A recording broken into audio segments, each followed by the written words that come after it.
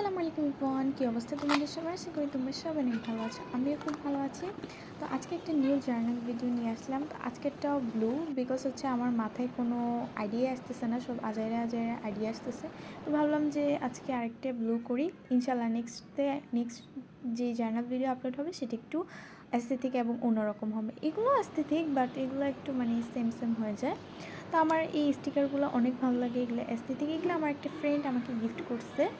দেন ওর এখানে মানে ওর এই যে স্টিকারগুলো আমার এত ভালো লাগে, মানে বলার বাইরে।